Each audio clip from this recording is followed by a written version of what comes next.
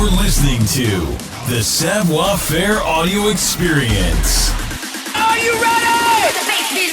The Savoir Faire experience is your guide to everything that has to do with lifestyle. From dating, rides, style, and entertainment. All brought to you by the editor of Savoir Faire magazine, Robert White. Anything goes on this audio experience. So, let's go. It's still the best. All right, guys, welcome to another episode of the Savoir Faire audio experience. We appreciate you. We see you guys out there liking and sharing. Please continue to do so. I like to give you guys really kind of cool interviews and introduce you to really cool people, and this person really is no exception to that. Morana Bakula is here today. She's the president and CEO of Bond. Hello, Morana. How are you? Hello, I'm well. How are you? I am so good, thank you. We were just talking about the sun shining. We can't say it's warm, but the sun is shining. At least in New York, that's what's happening. And in the Toronto area as well. I think we share the same weather. I think so. So I will definitely take a little vitamin D in my day for sure, especially after this like bitter winter we had. It's only like 40 degrees here today, but the sun is shining. So I'm accepting that as good enough, I guess.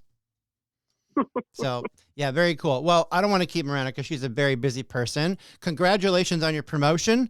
That's very cool. You are now the president and CEO of Bond, which I love for you. That's really cool. But I want my people to know a little bit more about you and also about Bond. So let's dive into a little bit of Morana's history, which is a very good one, by the way. Just tell us a little bit about you and some of the things that are on your resume before you started working for Bond.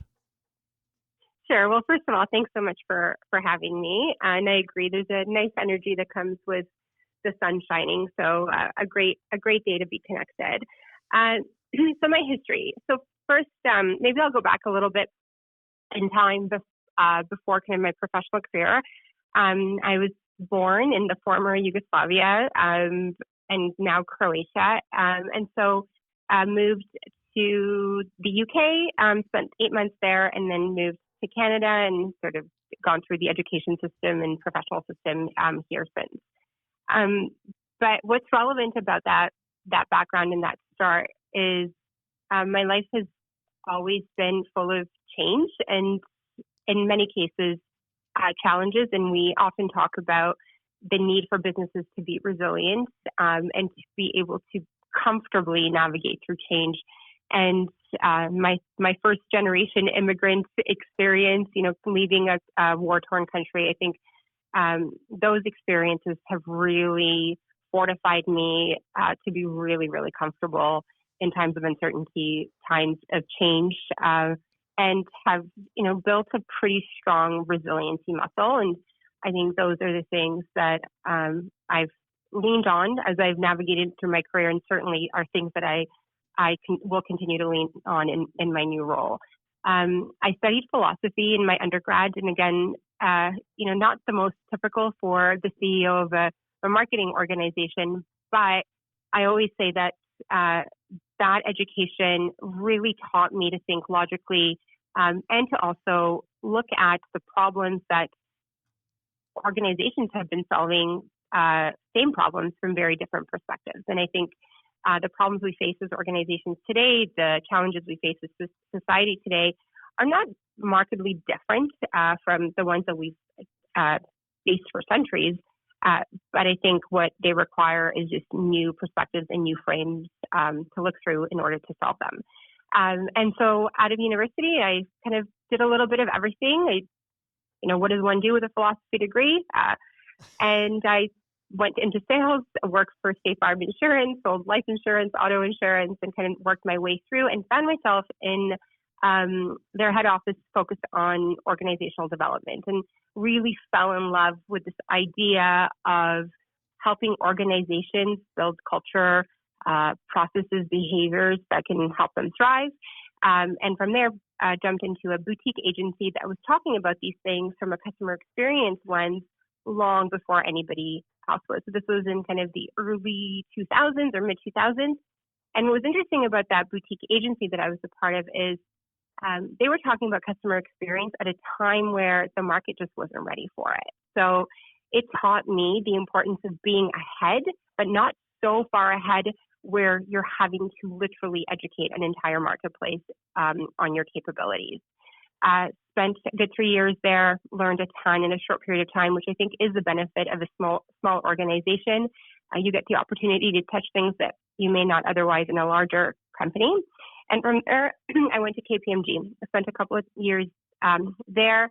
At that point, I thought I wanted a big fancy office, a big team, and a big budget, which I had the opportunity to have. And then I realized how deeply I missed being in front of clients and solving their problems and the diversity that came with being on the professional services side. So jumped out of that role, came to Bond as a strategist, and really joined the organization looking to do exactly that, to work with great people, to work on complex problems for large organizations, and to grow my career at a pace that felt right for me. And Bond has just absolutely been that organization.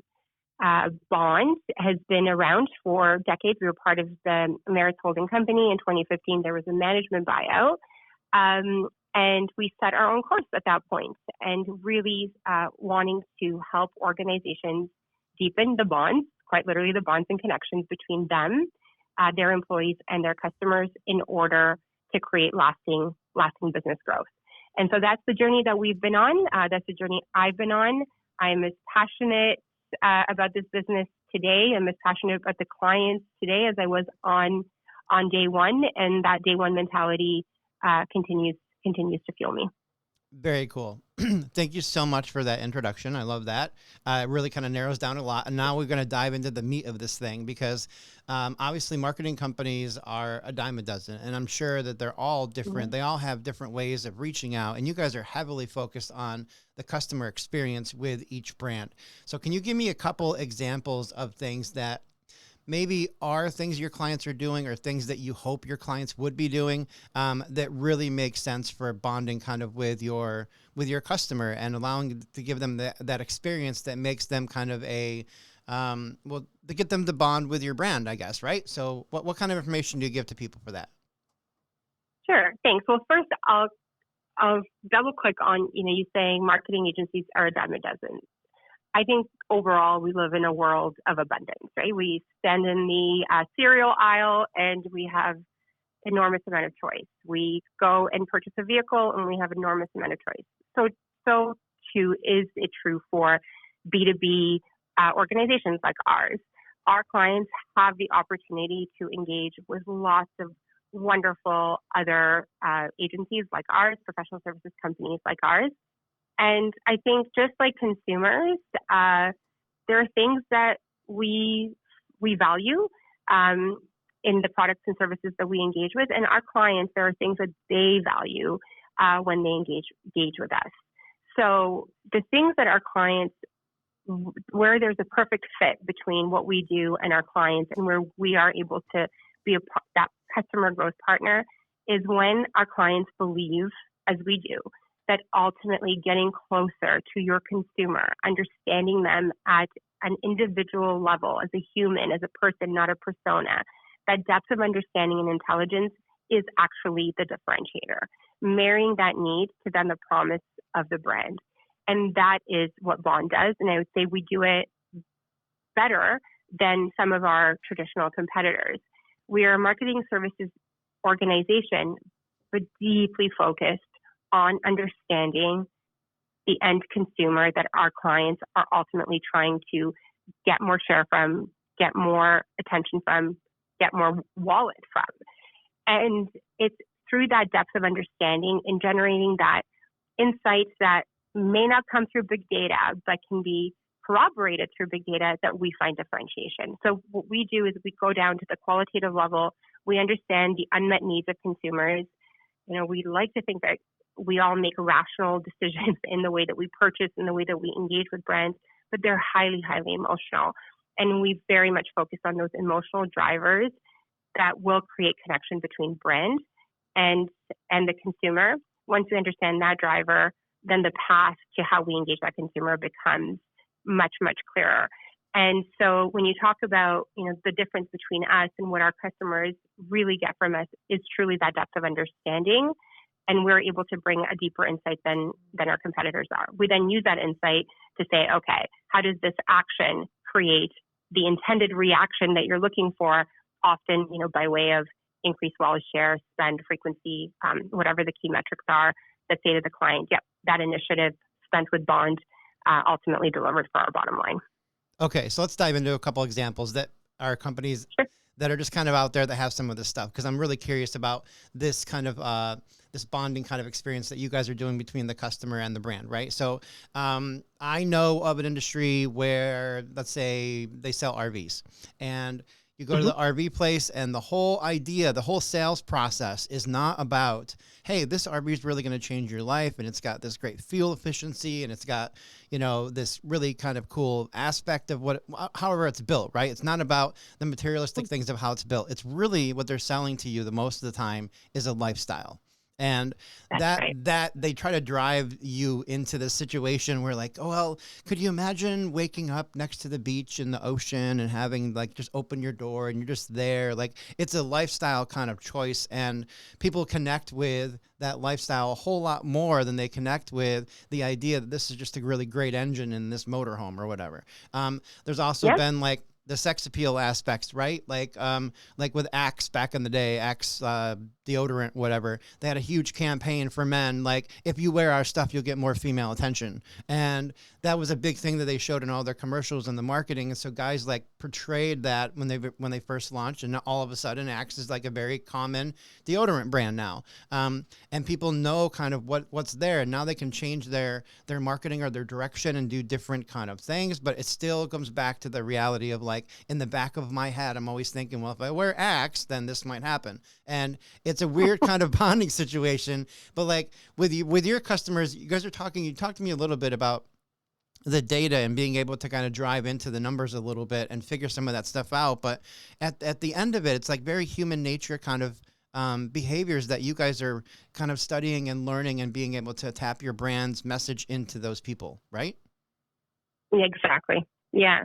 So I love that you opened up with the RV example, and then, the Axe example. So Bond, we're not doing kind of Tier 1 advertising. We're not doing Super Bowl ads, but we are absolutely unearthing the insights that often feed those things, and we're unearthing the insights to really get the known customer to that purchase. And so the common element between those two examples is actually the emotional driver. Mm-hmm. So once you as a consumer have said, hey, I want an RV, right? And I have the budget to buy an RV, there are a couple of emotional things that are happening for you, right? You want one that's going to represent your lifestyle, but then there's also probably some fears and anxieties, right? What happens if this thing breaks down? How much is it going to be to service it, right? There's both kind of like aspirational, inspirational behaviors, and then there's also concerns, anxieties, fears of owning such a purchase. Very different from, buying a stick of deodorant. So I'll comment on that in just a minute. Mm-hmm. So in the example of products and services that are really large, so a home, a mortgage, a car, an RV, products, life insurance, as an example, those products and services have to have kind of functional benefit. Obviously, they have to fulfill a functional need. But ultimately, what has the consumer choose your product over someone else's, ultimately what has the consumer choose one brand of RV over another, is in some of those smaller moments. So let me give you an example of the smaller moments that we focus on in that RV purchase. So the RV company might go and spend lots of money and making sure that their RVs are, great events so that you see it, right? They might be at a home show, or they might even be at a tailgate party, at a football game. So you kind of fallen in love with the idea of this RV. It reflects your brand, it reflects your lifestyle. You're seeing it in places that you go. Awesome. You then go online and you engage with this product. You build it. You might get a communication, that's able to recognize you, learn a little bit about you as the consumer. And then ultimately in that particular purchasing journey, you have to walk into likely a store or a retailer and purchase that RV, right? It's likely not coming to your door like an Amazon package. Right. that final last mile is an area where many marketing organizations do not focus. That last mile is where Bond focuses. So Bond takes our clients through the entire journey, all the way from what are the insights to get you to stop and say, that's the RV brand that I want to engage with. So by way of having it placed where you're going to be, Bond focuses on the engagement mechanics, the digital engagement mechanics, right? Being able to send you a little message after you've engaged online. And we focus on that last mile. And that last mile is we focus with organizations on taking that salesperson that is going to ultimately get you to purchase to be a representative of that brand, to be able to take the information they know about you, to get to know you a little bit better as a human, to provide hospitality, to provide behaviors that help you say, I'm going to trust this brand, and that ultimately gets you to purchase. So the difference between Bond and other organizations is that we look at that entire customer journey, and we look at every moment as an opportunity to deliver on that promise, to meet your needs, all the way to the human being that ultimately has you sign on the dotted line. Okay? Oh, yep. With the Axe example, it's very different, right? It's a small purchase, and you're competing in a territory of lots of competitors. And there, the work that we do is really to unearth, like, what is it actually that would differentiate Axe? And their agency tapped into something interesting, which is sex appeal, which is kind of more of an emotional element. It's not about just not, having, this is funny, not being a stinky person. It's about getting to that aspirational level. So we do this by, again, going through lots of transactional data, but getting down to the consumer and understanding what's kind of the unmet need. Who is the buyer? What are their aspirations? To be able to unearth and say, hey, this product, it has some functional elements like, making sure that you have good hygiene, but ultimately what's going to drive the love for that brand is this image that it helps the consumer reflect into the world. So those are kind of the two ways that we engage. Yeah, that makes sense. That's very cool. Well, I definitely want to ask more questions about Bond and kind of dive into some of this stuff. So I think we mentioned, or I've been focusing heavily on kind of the changes that are happening in the world with AI and using like new tech and things like that.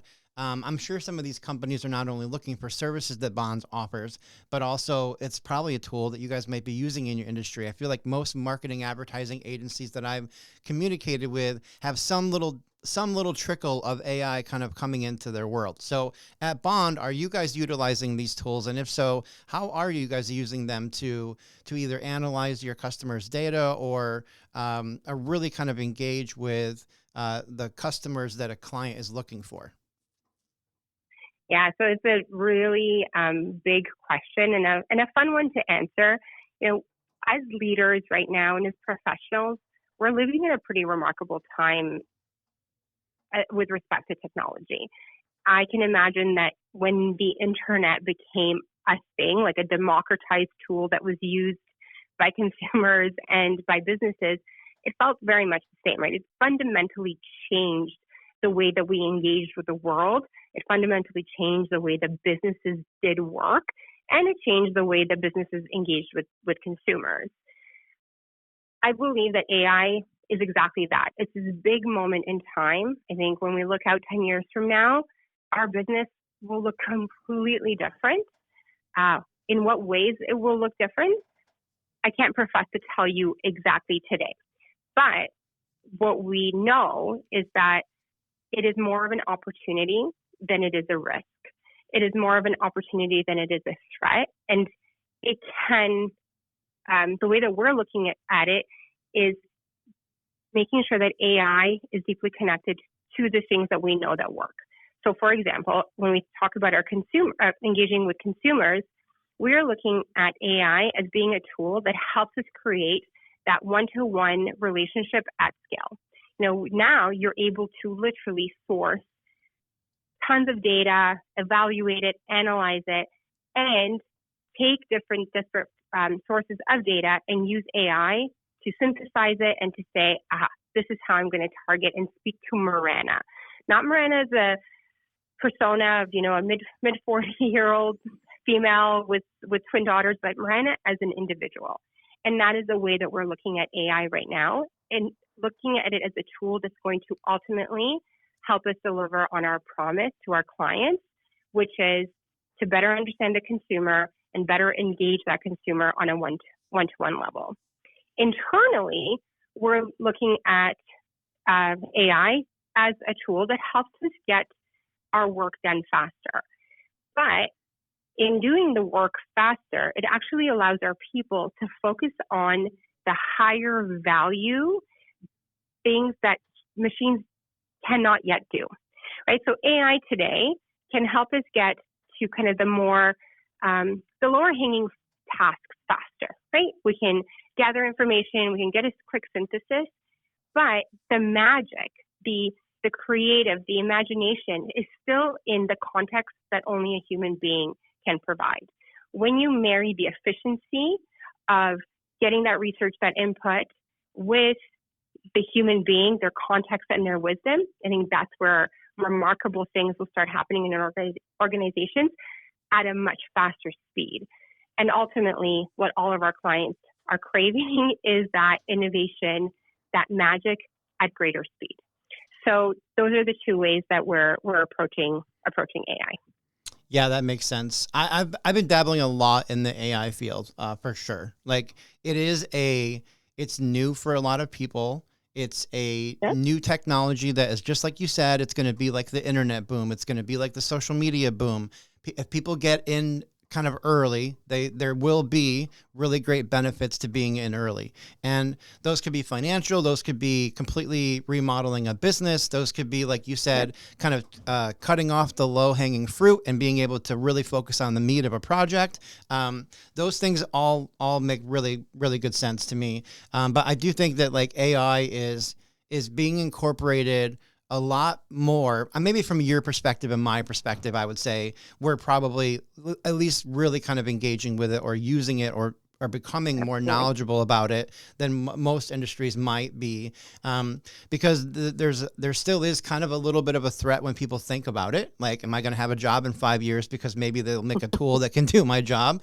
But at the end of the day, there's still going to be a human that has to press the button. There's still going to be a human that has to give the command. There's still going to be a human that has to manage those things. So I like this the kind of exchange we're having, but like in the marketing perspective of this stuff, I mean, do you think that like Bond will go into deeper tools and things that will assist with marketing, like things that you guys might create that would be good for the customer and not just to save time within the organization? Absolutely. So a couple of things. First, I want to comment on kind of the fear and the resistance, because I think that's a really interesting thing that you raised. There's been lots of times in our history and lots of really big organizations that have sort of dug their heels in and have said, nope, this is what we do. This is how we're going to do it. And all this new technology, that's just a fad, right? Mm-hmm. Lots of companies that have gone by the wayside when they think that way. I think as uncomfortable as the thought of AI replacing jobs might be, there's always opportunity. With any new technology, with any new tool, there's always been opportunity that's been created. It's incumbent upon business leaders and businesses to get under the hood of what those opportunities and possibilities are and to then implement them in their organizations. And I actually don't think I'm the one that has the answers. I don't think that my colleagues that have been around for the last 20, 30 years have the answers. I think it's our brand new employees that are just, this is the way that they operate. This is the way they think. I think they have the answers. They can see the possibilities that we can't. Now, in terms of the way we serve our clients, so right now, the big conversation around marketing for the last couple of decades has been the promise of personalization at scale, right? Everybody makes the promise of marketing is going to be able to get to that personalization where, we can talk to a million customers and those customers feel like we're talking just to them. It's a personal concierge. I think there's been lots of tools that have helped facilitate that. I don't believe there's any tool that's going to make that impact the way that AI will. That is the potential that we see. And when we're making our R&D investment, it is in technology that ultimately helps us get to that one-to-one, helps our clients get to that one-to-one relationship with their customers. So in any given moment, with the use of our technology and the use of our platforms, brands can communicate to tens of millions of members, loyalty members, or customers, and those customers feel like that brand is communicating to them as a human. They understand, they use the data and information that they have on them, about the fact that I'm a mom of twin daughters, the fact that I'm, mom in one part of my life, wife in another part of my life, and CEO in another part of my life. And they can use that data to create those bespoke experiences that feel very personal to me. That is what Bond is focused on in terms of AI as an offering or capability disruptor for our clients. Yeah, it makes sense. I could probably talk about AI literally all day. It's a very interesting topic right now. I mean, I'm deep diving into so many things. Yeah. We have a lot of people that I think will be they'll actually be far more interesting and exciting to you in this organization. So we can set that up. We actually have an executive that's wholly in charge of this from an innovation standpoint, and then an entire digital engineering team that is figuring out how to make it happen. So certainly, come see us in Toronto and spend some time here. Oh, that would be super cool. I appreciate the invitation. So people need to go check out bondbl.com. That's the website. You guys are pretty active on social media. There's some fun stuff on social too. I think I saw a YouTube channel with some good Q&A stuff there. And then also Instagram where you guys are platformed out as well. But Morana, thank you so much for your time. I really can thank you for kind of finding the time to chit chat and talk with us about you and the company. And again, congratulations on the promotion. I can't wait to see what you guys do now over there. Thank you. Thank you for the opportunity, and love your podcast. Keep doing it. Thank you for listening to the show. Please take a minute to head over to www.savfair.com and subscribe to our publication.